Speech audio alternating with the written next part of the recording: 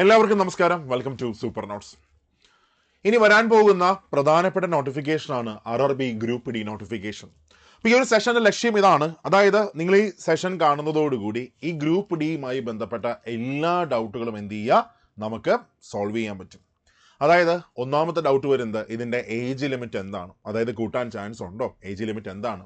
അത് കഴിഞ്ഞ് രണ്ടാമത് വരുന്നത് എഡ്യൂക്കേഷൻ ക്വാളിഫിക്കേഷൻ എന്താണ്, മീൻസ് 10ാം ക്ലാസ് മാത്രം മതിയോ, കഴിഞ്ഞ നോട്ടിഫിക്കേഷൻ പോലെ തന്നെ 10ാം ക്ലാസ് മാത്രം മതിയോ, ഇപ്പോഴും എന്തെങ്കിലുമൊക്കെ ഒരു മാറ്റം സംഭവിക്കാൻ ചാൻസ് ഉണ്ടോ, അതോ ITI വേണോ, നമുക്ക് ഡിഗ്രി ഉള്ളവർക്ക് അല്ലെങ്കിൽ ഡിപ്ലോമ ഉള്ളവർക്ക് അല്ലെങ്കിൽ ബിടെക്കാർക്ക് അപ്ലൈ ചെയ്യാൻ പറ്റുമോ, അങ്ങനെയൊക്കെയുള്ള ഡൗട്ട്സ്. ദെൻ ഫിസിക്കൽ സ്റ്റാൻഡേർഡ്സ് എന്തൊക്കെയാണ്, ഏതൊക്കെ പോസ്റ്റുകളിലാണ് നോട്ടിഫിക്കേഷൻ വരുന്നത്, അങ്ങനെ എല്ലാ കാര്യങ്ങളും നമുക്ക് എന്ത് ചെയ്യാം, നമുക്ക് ഈ ഒരൊറ്റ സെഷനിലൂടെ നമുക്ക് എന്ത് ചെയ്യാം, നമുക്ക് ഡിസ്കസ് ചെയ്യാം. സോ നിങ്ങളിവിടെ കാണുന്നത് 2024 ആദ്യം റെയിൽവേ പുറത്തിറക്കിയ ആനുവൽ കലണ്ടറാണ്. അപ്പോൾ ഈ കലണ്ടറിനകത്ത് വ്യക്തമായിട്ട് പറയുന്നുണ്ട്, കണ്ടായിരുന്നോ, ഒക്ടോബർ ഡിസംബർ മാസങ്ങളിൽ നിങ്ങൾ നോക്കിയേ, ഒക്ടോബർ നവംബർ ഡിസംബർ മാസങ്ങളിലാണ് ലെവൽ 1 നോട്ടിഫിക്കേഷൻ വരുന്നത്. ലെവൽ 1 നോട്ടിഫിക്കേഷൻ മാത്രമല്ല, മറിച്ച് ministerial and isolated categories notification വരുന്നത് ഈ ഒക്ടോബർ നവംബർ ഡിസംബർ മാസങ്ങളിലാണ്. സോ ഒക്ടോബർ കഴിഞ്ഞു, നവംബർ കഴിയാറായി, ഇനി അങ്ങോട്ട് ഡിസംബർ മാസം. അതായത് ഈ മാസം അവസാനം, നവംബർ മാസം അവസാനം അല്ലെങ്കിൽ ഡിസംബർ ആദ്യം തന്നെ നമുക്ക് എന്ത് നോട്ടിഫിക്കേഷൻ പ്രതീക്ഷിക്കാം, ലെവൽ 1 നോട്ടിഫിക്കേഷൻ പ്രതീക്ഷിക്കാം, അതായത് ഗ്രൂപ്പ് ഡി നോട്ടിഫിക്കേഷൻ പ്രതീക്ഷിക്കാം. ഇപ്പോൾ പലർക്കും ഒന്നാമതൊരു ഡൗട്ട് വരും, ഗ്രൂപ്പ് ഡി ആണോ ലെവൽ 1 ആണോ. ഓക്കെ, ഇപ്പോൾ ഗ്രൂപ്പ് ഡി എന്ന് നമ്മൾ പറയത്തില്ല, ഇപ്പോൾ ലെവൽ 1 നോട്ടിഫിക്കേഷൻ ആണ്. എക്സാം കണ്ടക്ട് ചെയ്യുന്ന ആരാണ്, റെയിൽവേ റിക്രൂട്ട്മെന്റ് ബോർഡാണ് എക്സാം കണ്ടക്ട് ചെയ്യുന്നത്. പണ്ടൊക്കെ റെയിൽവേ റിക്രൂട്ട്മെന്റ് സെല്ലായിരുന്നു ഏത് കണ്ടക്ട് ചെയ്തിരുന്നത്, ഗ്രൂപ്പ് ഡി എക്സാംസ് കണ്ടക്ട് ചെയ്തിരുന്നത്. ഇപ്പോൾ ആര് തന്നെയാണ്, RRB തന്നെയാണ് എക്സാം കണ്ടക്ട് ചെയ്യുന്നത്. ഓക്കെ, അപ്പോൾ ഇവിടെ ഫസ്റ്റ് നോക്കുക. അപ്പോൾ നമുക്ക് ഉടൻ തന്നെ അടുത്ത മാസം തന്നെ അല്ലെങ്കിൽ ഈ മാസം അവസാനം തന്നെ നമുക്ക് എന്ത് ചെയ്യാം, നമുക്ക് നോട്ടിഫിക്കേഷൻ നമുക്ക് പ്രതീക്ഷിക്കാം. അത് കഴിഞ്ഞ് നെക്സ്റ്റ് വൺ അടുത്ത് വരുന്നത് ഇതിന്റെ സെലക്ഷൻ പ്രോസസ്സ് എങ്ങനെയാണ്. അപ്പോൾ നമുക്ക് ഡീറ്റെയിൽ ആയിട്ട് നോക്കാം. ഇതിന്റെ സെലക്ഷൻ പ്രോസസ്സ് ഇങ്ങനെയാണ്. ഒരൊറ്റ പരീക്ഷ മാത്രമേ എന്ത് ചെയ്യത്തുള്ളൂ, കാണത്തുള്ളൂ. അതായത് ഒരൊറ്റ എക്സാം മാത്രമേ ഉള്ളൂ. CBT 1 CBT 2 അങ്ങനെയൊന്നുമില്ല, ഒറ്റ പരീക്ഷ മാത്രം, CBT 1 മാത്രമേ എന്ത് ചെയ്യത്തുള്ളൂ, കാണത്തുള്ളൂ. അത് കഴിഞ്ഞാൽ ഈ എക്സാം കഴിഞ്ഞാൽ പിന്നെ എന്താണ്, ഫിസിക്കൽ എഫിഷ്യൻസി ടെസ്റ്റ് ആണ്.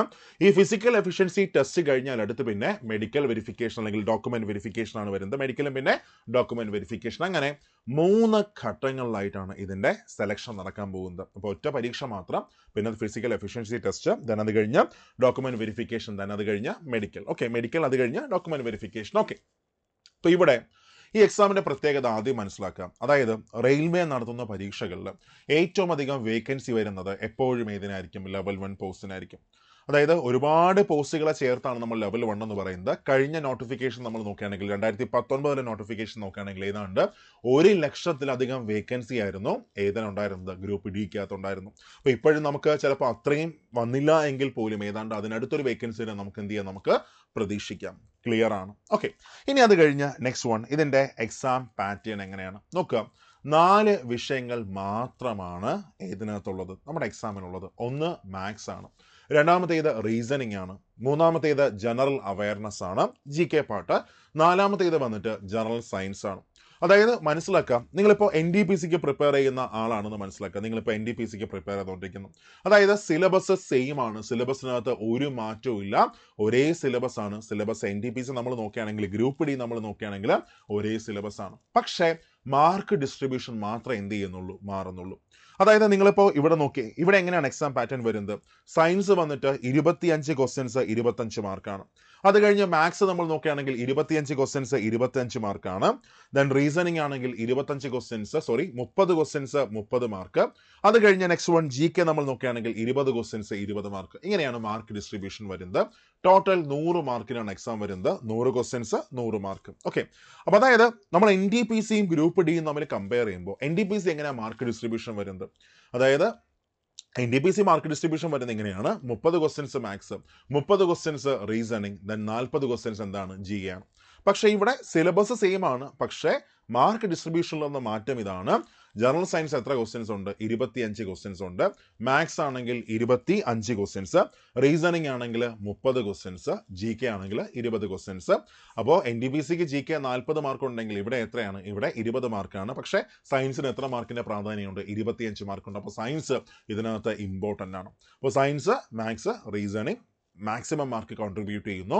20 മാർക്ക് മാത്രമാണ് എന്ത് ചെയ്യുന്നത്, GK പാർട്ട് കോൺട്രിബ്യൂട്ട് ചെയ്യുന്നത്. അപ്പോൾ നമ്മൾ സയൻസ്, ഒരു ബേസിക് സയൻസ് നമ്മൾ അത്യാവശ്യം എന്ത് ചെയ്തിരിക്കണം, നന്നായിട്ട് പഠിച്ചിരിക്കണം. ഇതാണ് ഇതിൻ്റെ എക്സാമിൻ്റെ മാർക്ക് ഡിസ്ട്രിബ്യൂഷൻ വരുന്നത്. ഒരൊറ്റ പരീക്ഷ മാത്രമേ എന്ത് ചെയ്യുന്നുള്ളൂ, വരുന്നുള്ളൂ. അത് കഴിഞ്ഞ് നെക്സ്റ്റ് വൺ അടുത്ത് നമ്മൾ എക്സാം കഴിഞ്ഞാൽ പിന്നെ അടുത്ത് എന്താണ്? ഫിസിക്കൽ എഫിഷ്യൻസി ടെസ്റ്റ് ആണ്, PET ആണ്. അപ്പോൾ ഫിസിക്കൽ എഫിഷ്യൻസി ടെസ്റ്റ് നമ്മൾ നോക്കുകയാണെങ്കിൽ ഇതിനകത്ത് പറയുന്നുണ്ട് യു ഷുഡ് ബി, നിങ്ങളൊരു മെയിൽ കാൻഡിഡേറ്റ് ആണ് എങ്കിൽ അവിടെ പറയുന്നത് ഇങ്ങനെയാണ്, you should be able to lift and carry 35 kilogram of weight for a distance of 100 metre in 2 minutes. അതായത് 100 മീറ്റർ ദൂരം 35 കിലോ ഭാരം വഹിച്ചുകൊണ്ട് 100 മീറ്റർ ദൂരം 2 മിനിറ്റിനകത്ത് എന്ത് ചെയ്യണം? കവർ ചെയ്യാൻ പറ്റണം. പക്ഷേ ഈ വെയിറ്റ് ഒരിക്കലും എന്ത് ചെയ്യാൻ പാടില്ല? താഴെ വയ്ക്കാൻ പാടില്ല. അത് കഴിഞ്ഞ് നെക്സ്റ്റ് വൺ, രണ്ടാമത് പറയുന്നു 1000 മീറ്റർ, അതായത് 1 കിലോമീറ്റർ ദൂരം 4 മിനിറ്റും 15 സെക്കൻഡും കൊണ്ട് എന്ത് ചെയ്യണം? കവർ ചെയ്യാൻ പറ്റണം. ഇനി ഫീമെയിൽ കാൻഡിഡേറ്റ് ആണെങ്കിൽ പറയുന്നത് ഇങ്ങനെയാണ്, 20 കിലോഗ്രാം ഭാരം വഹിച്ചുകൊണ്ട് 100 മീറ്റർ 2 മിനിറ്റ് കൊണ്ട് കവർ ചെയ്യാൻ പറ്റണം. അത് കഴിഞ്ഞ് നെക്സ്റ്റ് വൺ, 1 കിലോമീറ്റർ ദൂരം, അതായത് 1000 മീറ്റർ ദൂരം 5 മിനിറ്റും 40 സെക്കൻഡും കൊണ്ട് എന്ത് ചെയ്യാൻ പറ്റണം? കവർ ചെയ്യാൻ പറ്റണം. ഇതാണ് ഫീമെയിൽ കാൻഡിഡേറ്റ് ആണെങ്കിൽ PET വരുന്നത്, ഫിസിക്കൽ എഫിഷ്യൻസി ടെസ്റ്റ് വരുന്നത്. ഓക്കെ, അത് കഴിഞ്ഞ നെക്സ്റ്റ് വൺ, അടുത്ത് എല്ലാവരുടെയും ഡൗട്ട് ഇതാണ്, ഇതിൻ്റെ എഡ്യൂക്കേഷൻ ക്വാളിഫിക്കേഷൻ എന്താണ്? അപ്പോൾ എഡ്യൂക്കേഷൻ ക്വാളിഫിക്കേഷൻ ഡൗട്ട് വരാൻ കാരണം കഴിഞ്ഞ നോട്ടിഫിക്കേഷൻ നമ്മൾ നോക്കുകയാണെങ്കിൽ, ഞാൻ നിങ്ങൾക്കത് കഴിഞ്ഞ നോട്ടിഫിക്കേഷൻ കാണിച്ചു തരാം. കഴിഞ്ഞ നോട്ടിഫിക്കേഷൻ നമ്മൾ നോക്കുകയാണെങ്കിൽ കഴിഞ്ഞ നോട്ടിഫിക്കേഷൻ 2019 നോട്ടിഫിക്കേഷൻ്റെ ക്വാളിഫിക്കേഷൻ എന്തായിരുന്നു? 2019 നോട്ടിഫിക്കേഷൻ്റെ ക്വാളിഫിക്കേഷൻ ഇങ്ങനെയായിരുന്നു, നോക്കേ, RRC 01/2019. അതിനകത്ത് ക്വാളിഫിക്കേഷൻ ഇങ്ങനെയാണ്, 10ാം ക്ലാസ് പാസ്, കണ്ടായിരുന്നോ? 10ാം ക്ലാസ് പാസ് ഓർ ITA. അപ്പോൾ അല്ലെങ്കിൽ പറയുന്നത് ഇങ്ങനെയാണ്, 10th pass or ITA from institution recognised by NCVT or SCVT or equivalent or national apprenticeship certificate NAC granted by NCVT. ഒന്നുകിൽ 10ാം ക്ലാസ് പാസ്, അല്ല എങ്കിൽ ITA, അല്ലെങ്കിൽ 10th പ്ലസ് NAC സർട്ടിഫിക്കറ്റ്. ഇതാണ് കഴിഞ്ഞ നോട്ടിഫിക്കേഷൻ്റെ ക്വാളിഫിക്കേഷൻ. അപ്പോൾ ഇപ്പോഴും അതുപോലെയാണോ? പലർക്കും ഒരു ഡൗട്ട് ഉണ്ട് അല്ലേ? അവിടെ മനസ്സിലാക്കാം, നമ്മൾ ഈ ക്വാളിഫിക്കേഷൻ പറയുമ്പോൾ ചെറിയൊരു ചരിത്രം പറയാനുണ്ട്. നിങ്ങളൊന്ന് ക്ഷമയോടെ കേട്ടിരിക്കുക, അപ്പോൾ നിങ്ങൾക്ക് വ്യക്തമായിട്ട് നിങ്ങൾക്ക് എന്ത് ചെയ്യാൻ പറ്റും? നിങ്ങൾക്ക് മനസ്സിലാക്കാൻ പറ്റും. ഇവിടെ നോക്കിയേ, ഫസ്റ്റ് നമ്മൾ ക്വാളിഫിക്കേഷൻ പറയുമ്പോൾ 2013 തൊട്ട് നമുക്ക് എന്ത് ചെയ്യാം? നമുക്ക് സ്റ്റാർട്ട് ചെയ്യാം. സോ 2013 ഇതിൻ്റെ ക്വാളിഫിക്കേഷൻ ഒന്ന് മാറ്റിയത്. നിങ്ങൾക്ക് കാണാൻ പറ്റുന്നുണ്ടോയെന്ന് അറിയത്തില്ല, ഞാൻ ഇച്ചിരി ഒന്ന് വലുതാക്കിയിട്ടുണ്ട്. സോ 2013 പറയുന്നത് ഇങ്ങനെയാണ്, അതിൻ്റെ PET നമ്പർ ഞാൻ പറഞ്ഞുതരാം, RB നമ്പർ ഞാൻ പറഞ്ഞുതരാം, 129/2013. ഇതാണ് ഓർഡർ, 129/2013. അപ്പോൾ ഇതിനകത്ത് പറയുന്നത് ഇങ്ങനെയാണ്, ഇതിൻ്റെ ക്വാളിഫിക്കേഷൻ 2013 ഇതിൻ്റെ ക്വാളിഫിക്കേഷൻ എന്താക്കി മാറ്റി? 10th ഓർ ITA ആയിട്ട് മാറ്റി. അതായത് ഒന്നുകിൽ 10ാം ക്ലാസ് അല്ലെങ്കിൽ ITA. പക്ഷേ 2017 നമ്മൾ നോക്കിയാൽ 2017 ചെറിയൊരു മാറ്റം വന്നു. 2017 RB നമ്പർ ഇതാണ്, 73/2017. സോ 73/2017 പറയുന്നത് ഇങ്ങനെയാണ്, ഇതിൻ്റെ ക്വാളിഫിക്കേഷൻ എന്താക്കി മാറ്റി? ഞാനൊന്ന് സൂം ചെയ്തിട്ടുണ്ട്, 10th pass plus NAC certificate, അല്ല എങ്കിൽ 10th പാസ് ഓർ ഇല്ല 10th പാസ് പ്ലസ് ITA. ഇതാണ് 2017 ക്വാളിഫിക്കേഷൻ. അതായത് 10ാം ക്ലാസ്സോ ITA മാത്രം മതിയായിരുന്നത് 2017 എന്താക്കി മാറ്റി? 10ാം ക്ലാസ് പ്ലസ് ITA അല്ലെങ്കിൽ 10ാം ക്ലാസ് പ്ലസ് NAC സർട്ടിഫിക്കറ്റ് ആക്കി മാറ്റി. 2017 ഈ മാറ്റം വന്നത്. അതിൻ്റെ RB നമ്പറാണ് ഞാൻ പറഞ്ഞത്, RB നമ്പർ എത്രയാണ്? 73/2017. അത് കഴിഞ്ഞ് നെക്സ്റ്റ് വൺ 2018 നോട്ടിഫിക്കേഷൻ വന്നു. 2018 നോട്ടിഫിക്കേഷൻ ഇതാണ്, CEN 02/2018. നിങ്ങൾക്ക് കാണാൻ പറ്റുന്നുണ്ട്. അപ്പോൾ അതിനകത്ത് ക്വാളിഫിക്കേഷൻ പറയുന്നത് ഇങ്ങനെയാണ്, എന്താ പറയുന്നത്? 10th pass plus NAC certificate, അല്ല എങ്കിൽ 10th പാസ് പ്ലസ് ITA. പക്ഷേ ഇവിടെ ചെറിയൊരു സന്തോഷമുള്ള വാർത്ത തന്നിട്ടുണ്ട്. അതായത് അന്ന് 2018 വന്ന നോട്ടിഫിക്കേഷനിൽ CEN 02/2018 നിങ്ങൾക്ക് കാണാൻ പറ്റുന്നുണ്ട്. ഞാനൊന്ന് സൂം ചെയ്തിട്ടുണ്ട് കേട്ടോ, അതിനകത്തൊന്ന് സൂം ചെയ്തിട്ടുണ്ട്. ആകെ എത്ര പോസ്റ്റിലേക്കാണ് നോട്ടിഫിക്കേഷൻ വന്നത്? 28 പോസ്റ്റിലേക്കാണ് നോട്ടിഫിക്കേഷൻ വന്നത്. കണ്ടായിരുന്നു? 28 പോസ്റ്റിലേക്ക് നോട്ടിഫിക്കേഷൻ വന്നു. ഈ 28 പോസ്റ്റിലേക്ക് വന്ന നോട്ടിഫിക്കേഷനകത്ത് നമ്മൾ നോക്കുകയാണെങ്കിൽ 23 പോസ്റ്റുകളുടെ ക്വാളിഫിക്കേഷൻ എന്തായിരുന്നു? 10th പ്ലസ് ITA അല്ലെങ്കിൽ 10th പ്ലസ് NAC സർട്ടിഫിക്കറ്റ് ആണ്. എന്നാൽ ബാക്കി വരുന്ന 24 മുതൽ 28 വരെ 5 പോസ്റ്റുകളുടെ ക്വാളിഫിക്കേഷൻ എന്താക്കി മാറ്റി? 10th പാസ് മാത്രമാക്കി മാറ്റി. കണ്ടായിരുന്നു? 28 പോസ്റ്റുകളിലേക്കാണ് നോട്ടിഫിക്കേഷൻ വന്നത്. ഞാൻ ഫസ്റ്റ് പറഞ്ഞായിരുന്നു, ഈ ഗ്രൂപ്പ് ഡിയുടെ പ്രത്യേകത എന്ന് പറഞ്ഞാൽ, ലെവൽ 1ന്റെ പ്രത്യേകത എന്ന് പറഞ്ഞാൽ ഒരുപാട് പോസ്റ്റുകളിലേക്കാണ് എന്ത് വരുന്നത്? നോട്ടിഫിക്കേഷൻ വരുന്നത്. ഏതാണ്ട് 2018 നമ്മൾ നോക്കുകയാണെങ്കിൽ 28 പോസ്റ്റുകളിലേക്ക് നോട്ടിഫിക്കേഷൻ വന്നു. അതിനകത്ത് 23 പോസ്റ്റുകളുടെ ക്വാളിഫിക്കേഷൻ എന്തായിരുന്നു? 10th പ്ലസ് ITA അല്ലെങ്കിൽ 10th പ്ലസ് NAC സർട്ടിഫിക്കറ്റ് ആയിരുന്നു. എന്നിട്ട് 5 പോസ്റ്റുകളുടെ ക്വാളിഫിക്കേഷൻ എന്താക്കി മാറ്റി? വെറും 10ാം ക്ലാസ് പാസ് മാത്രമാക്കി മാറ്റി. എപ്പോഴാണ്? ഈ ഓർഡർ വന്നതിന് ശേഷം വന്ന ഫസ്റ്റ് നോട്ടിഫിക്കേഷനാണ്. അത് കഴിഞ്ഞ് നെക്സ്റ്റ് വൺ അടുത്ത 2019 നോട്ടിഫിക്കേഷൻ വന്നു. 2019 നോട്ടിഫിക്കേഷൻ ഇങ്ങനെയാണ്.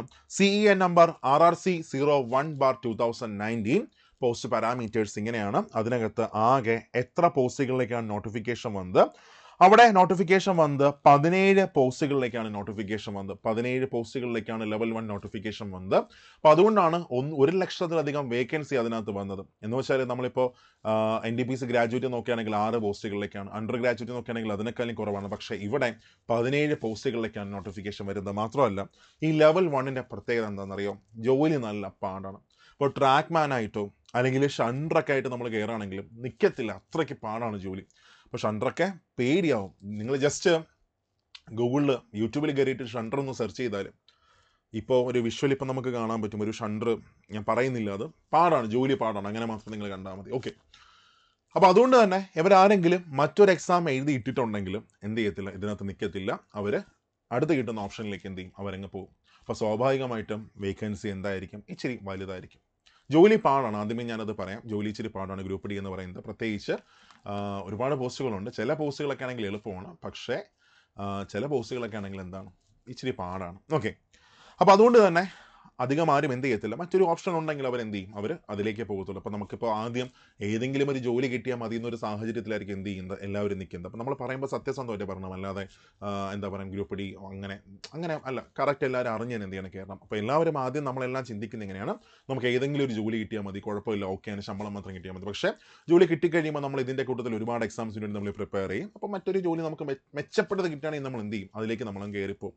അപ്പോൾ അതുകൊണ്ട് തന്നെ NJD ബാക്കിയൊക്കെ എന്ത് ചെയ്യും, അത്യാവശ്യം നന്നായിട്ട് വരും.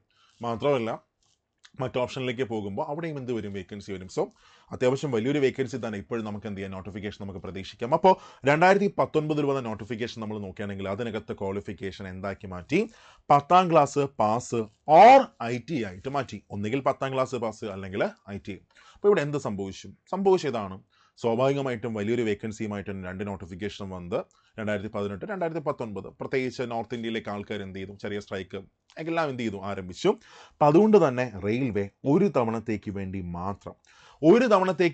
മാത്രം കണ്ടായിരുന്നു. There is a one time exception. ഒരു തവണത്തേക്ക് വേണ്ടി മാത്രം ക്വാളിഫിക്കേഷൻ, അതായത് 2018-ലും 2019-നും വേണ്ടി മാത്രം ക്വാളിഫിക്കേഷൻ എന്താക്കി മാറ്റി, 10th പാസ് ഓർ IT ആക്കി മാറ്റി. അപ്പം അതുകൊണ്ടാണ് 2019 വന്ന നോട്ടിഫിക്കേഷനകത്ത് 10th പാസ് മാത്രം ആയത്. ഓക്കെ, ഇതാണ് ഇതിൻ്റെ ഒരു ചരിത്രം. അപ്പോൾ റെയിൽവേ പറയുന്നുണ്ട് ഇനി അങ്ങോട്ട് വരാൻ പോകുന്ന എല്ലാ നോട്ടിഫിക്കേഷനിലും ഗ്രൂപ്പ് ഡിയുടെ ക്വാളിഫിക്കേഷൻ എന്തായിരിക്കും, 10th പാസ് പ്ലസ് IT അല്ലെങ്കിൽ 10th pass plus NIC certificate ആയിരിക്കും എന്ന് പറയുന്നുണ്ട്.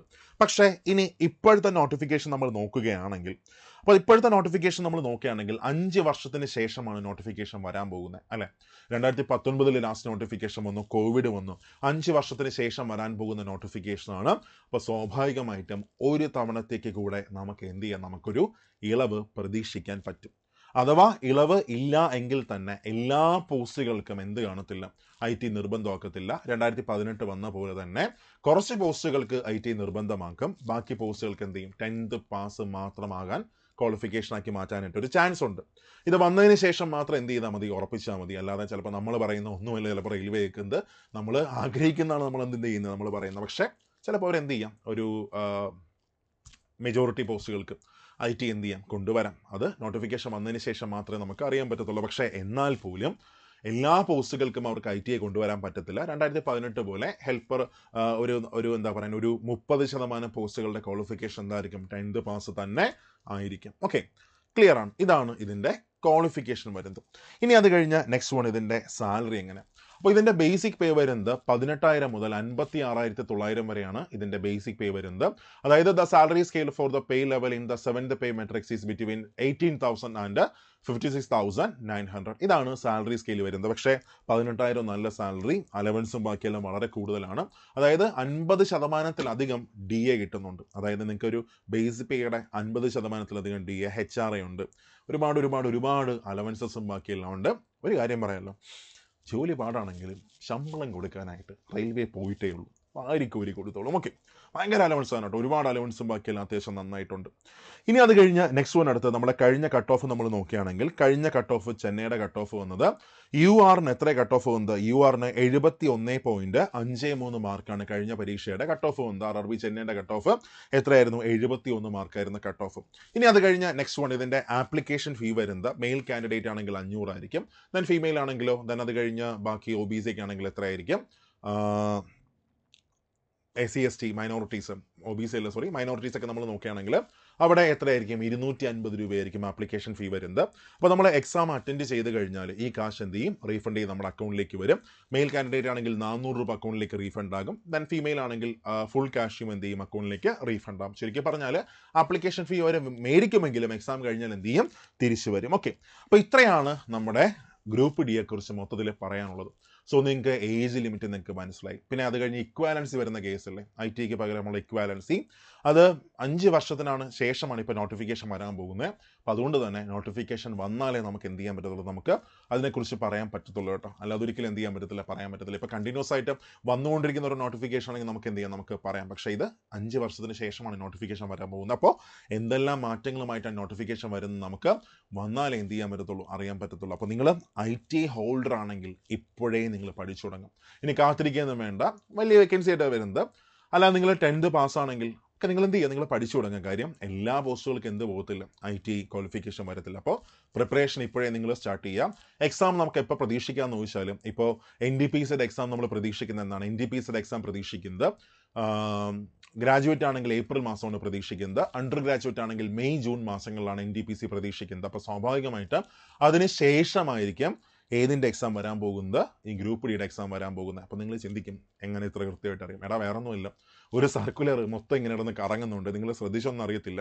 അപ്പോൾ അതിനകത്ത് പറഞ്ഞേക്കുന്ന ഫുൾ ഡേറ്റുകളാണ് ALPക്കും ദെൻ JEക്കും പിന്നെ അത് കഴിഞ്ഞടുത്ത് ടെക്നീഷ്യനും ബാക്കിയെല്ലാം കറക്റ്റായിട്ട് വന്നേക്കുന്നത്. അതേപോലെ അതിൽ പറയുന്നത് ഇങ്ങനെയാണ്. അപ്പോൾ മേ ബി നമുക്ക് എന്ത് ചെയ്യാം, നമുക്ക് NDPC എക്സാംസ് ഒരു ഏപ്രിൽ മെയ് മാസം അപ്പോഴേ തന്നെ ആയിരിക്കും കേട്ടോ. ഇനി അതിനകത്ത് നേരത്തെ പോകത്തില്ല. കാര്യം GDയുടെ ഒക്കെ എക്സാം, SSC GDയുടെ ഒക്കെ എക്സാം ഇപ്പോൾ ഫെബ്രുവരിയിലൊക്കെ നടക്കാൻ പോവുകയാണ്. ജനുവരി അവസാനം ഫെബ്രുവരിയിൽ നടക്കാൻ പോവുകയാണ്. അപ്പോൾ സെൻറ്ററൊക്കെ കിട്ടാൻ പാടായിരിക്കും. NDPC എന്നൊക്കെ പറഞ്ഞാൽ ഒരുപാട് പേര് അപ്ലൈ ചെയ്യുന്ന ഒരു പോസ്റ്റാണ്. അപ്പോൾ സ്വാഭാവികമായിട്ട് അവർക്ക് എന്ത് ചെയ്യാൻ പറ്റത്തില്ല, എക്സാം നടക്കാൻ പറ്റത്തില്ല. അപ്പോൾ അതുകൊണ്ട് തന്നെ ഒരു ഏപ്രിൽ മെയ് ജൂൺ മാസങ്ങളിൽ നമുക്ക് NDPC ഫുള്ള് നമുക്ക് എന്ത് ചെയ്യാൻ പ്രതീക്ഷിക്കാം. ആ ഒരു സമയത്ത് തന്നെ ഗ്രൂപ്പ് ഡി നമുക്ക് എന്ത് ചെയ്യാം, നമുക്ക് പ്രതീക്ഷിക്കാം. ഇനി അടുത്ത വർഷം എല്ലാ വർഷവും ഇതുപോലെ റെയിൽവേ നോട്ടിഫിക്കേഷൻ വരാൻ പോവുകയാണ്. അപ്പോൾ പ്രിപ്പറേഷൻ നിങ്ങൾക്ക് എന്ത് ചെയ്യാം, നിങ്ങൾക്ക് സ്റ്റാർട്ട് ചെയ്യാം. ഓക്കെ, ഇനി 2 കാര്യങ്ങൾ. ഒന്ന്, നമ്മുടെ NDPCയുടെ 3ാമത്തെ ബാച്ച്. NDPCയുടെ 3ാമത്തെ ബാച്ച് നമ്മൾ ഈ 20-ാം തീയതി സ്റ്റാർട്ട് ചെയ്യണം. നവംബർ 20-ന് സ്റ്റാർട്ട് ചെയ്യണം NDPCയുടെ 3ാമത്തെ ബാച്ച്. ജോയിൻ ചെയ്യാൻ താല്പര്യമുള്ളവർക്ക് എന്ത് ചെയ്യാം, ജോയിൻ ചെയ്യാം. അപ്പോൾ നിങ്ങൾ ഗ്രൂപ്പ് ഡിക്ക് നിങ്ങൾ പ്രിപ്പയർ ചെയ്യുന്നുണ്ടെങ്കിൽ എന്ത് ചെയ്യാം, NDPC ബാച്ചിലേക്ക് വന്നാൽ മതി. കാര്യം സിലബസ് എന്താണ്, സെയിം ആണ്. കുറച്ചും കൂടെ ഒരു അഡ്വാൻസ്ഡ് ലെവലിലേക്ക് നിങ്ങൾക്ക് എന്ത് ചെയ്യാം, നിങ്ങൾക്ക് പ്രിപ്പയർ ചെയ്യാം. ഇനി അത് കഴിഞ്ഞ് ഗ്രൂപ്പ് ഡിക്ക് വേണ്ടി മാത്രം നമ്മളൊരു ബാച്ച് ഈ നവംബർ 25-ന് നമ്മൾ സ്റ്റാർട്ട് ചെയ്യുകയാണ്. അപ്പോൾ ഗ്രൂപ്പ് ഡി മാത്രമാണ് ഫോക്കസ് ചെയ്യുന്നതിൽ എന്ത് ചെയ്യാം, നിങ്ങൾക്ക് അതിലേക്ക് നിങ്ങൾക്ക് ജോയിൻ ചെയ്യാം. അപ്പോൾ എൻ്റെ ഒരു അഭിപ്രായത്തിൽ കുറച്ചും കൂടെ നിങ്ങളുടെ ഇഷ്ടം നിങ്ങൾക്ക് ഒന്ന് നമ്മൾ നന്നായിട്ട് പഠിച്ചാൽ മതി. ഏതായാലും നമുക്ക് എന്ത് ചെയ്യാൻ പറ്റും, നമുക്ക് ക്രാക്ക് ചെയ്യാൻ പറ്റും. ഓക്കെ, അപ്പോൾ ഇത്രയുമാണ് ഗ്രൂപ്പ് ഡിയുടെ മൊത്തം കാര്യങ്ങൾ പറയാനുള്ളത്. പിന്നെ അത് കഴിഞ്ഞ് നമ്മുടെ ചാനലൊന്ന് സബ്സ്ക്രൈബ് ചെയ്തേക്കാം. അപ്പോൾ നിങ്ങൾക്ക് ഇതുപോലെയുള്ള എല്ലാ ഡീറ്റെയിൽസും നിങ്ങൾക്ക് അറിയാൻ പറ്റും. ഏതൊരു പുതിയ നോട്ടിഫിക്കേഷൻ വന്നാലും എന്തൊരു അപ്ഡേറ്റ് വന്നാലും നിങ്ങൾ അറിഞ്ഞേ എന്ത് ചെയ്യത്തുള്ളൂ, പോകത്തുള്ളൂ. ഒരു ലാസ്റ്റ് ഡേറ്റ് പോലും എന്ത് ചെയ്യത്തില്ല, മിസ്സാവത്തില്ല. ഒരു എക്സാം നോട്ടിഫിക്കേഷൻ പോലും എന്ത് ചെയ്യത്തില്ല, മിസ്സാവത്തില്ല. അപ്പോൾ നമുക്ക് മറ്റൊരു സെഷനിൽ കാണാം. Thank you all.